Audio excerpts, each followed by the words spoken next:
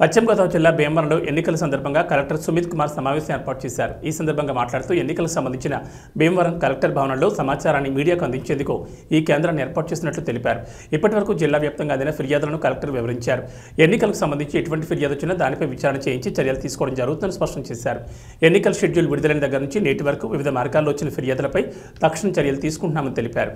సివిజిల్ ద్వారా కాల్ సెంటర్కు, ఎన్జీఎస్పీ పోర్టల్ ద్వారా, సోషల్ మీడియా ద్వారా ఫిర్యాదులు అందాయని తెలిపారు. జిల్లాలో ఇప్పటివరకు సుమారు 54.06 లక్షల నగదు, 8.28 లక్షల విలువైన మద్యం, వివిధ రకాల వస్తువులను సీజ్ చేసినట్లు చెప్పారు. ఎన్నికల నిబంధనలను ఉల్లంఘించిన వారిపై చర్యలు తీసుకోవడం జరుగుతుందని చెప్పారు. ఈ కార్యక్రమంలో పలువురు పాల్గొన్నారు. Media certification, MCMC control room, ఒక కంట్రోల్ రూమ్ మీడియా బ్రీఫింగ్ కోసం, ప్రెస్ కాన్ఫరెన్స్ కోసం, మీడియాకి ఇంపార్టెంట్ ఇన్ఫర్మేషన్ ఇవ్వడానికి కోసం కూడా ఒక కంట్రోల్ రూమ్ ఆర్డర్ చేయాలి. సో ఆదేశం ఇది థర్డ్ కంట్రోల్ రూమ్ ఈరోజు ఏర్పాటు చేయడం జరిగింది. ఈ కంట్రోల్ రూమ్లో ఫ్రీగా మీడియా సిబ్బంది రావచ్చు, ఉంచవచ్చు. ఏమైనా ఇంపార్టెంట్ ఇన్ఫర్మేషన్ ఇవ్వాలి, ఏమైనా ఇంపార్టెంట్ డెవలప్మెంట్ జరుగుతున్నాయి, మోడల్ కోడ్ ఆఫ్ కండక్ట్ సంబంధించి, నామినేషన్ సంబంధించి, withdrawal of candidate, finalisation of candidate సంబంధించి, ఈవీఎం కమిషనింగ్ సంబంధించి కూడా మనం టైం టు టైం మీడియా సిబ్బందికి ఇస్తుంటాము. సో ముఖ్యంగా ఈరోజు మనం first randomization for polling personnel చేస్తున్నాము. సో సుమారుగా ఒక 10,019 ఎంప్లాయీస్కి ఈరోజు ఫస్ట్ రెండమైజేషన్ చేయడం జరిగింది.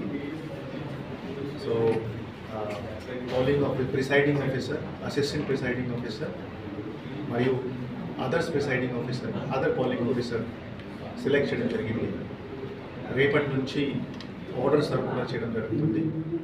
And first training, PO APO first training మనము 10 మరియు 12 ఏప్రిల్ చేయబోతున్నాము. సో సుమారుగా 4,000 పిఓ ఏపీఓకి ఈ 2 రోజు ట్రైనింగ్ కూడా ఇవ్వడం జరుగుతుంది. సో రేపటి నుంచి ఆర్డర్ సర్వ్ అవుతాయి. And 10th and 12th first training కూడా చేస్తున్నాము. అదేవిధంగా 14 ఏప్రిల్ 10 రోజుల తర్వాత ఈవీఎం రెండమైజేషన్ కూడా చేయడం జరుగుతుంది. ఇది ఫస్ట్ రెండమైజేషన్ ఉంటుంది. ఈవీఎం రెండమైజేషన్ చేసిన తర్వాత ఇమీడియట్గా కాన్స్టిట్యున్సీస్కి కూడా ఈవీఎం పంపడం జరుగుతుంది. సో జిల్లాలో ఆల్రెడీ 120% అంటే రిజర్వ్డ్ ఈవీఎం ఉన్నాయి, డియూ కానీ, సియూ కానీ, వీవీప్యాట్ కానీ.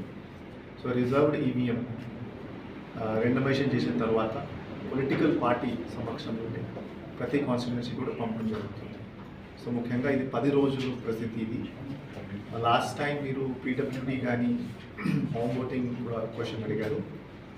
సో ముఖ్యంగా జిల్లాలో చూస్తే 26,000 పీడబ్ల్యూడీ ప్లస్ 85 ఓటర్స్ ఉన్నారు, 2 కేటగిరీ కలిపి.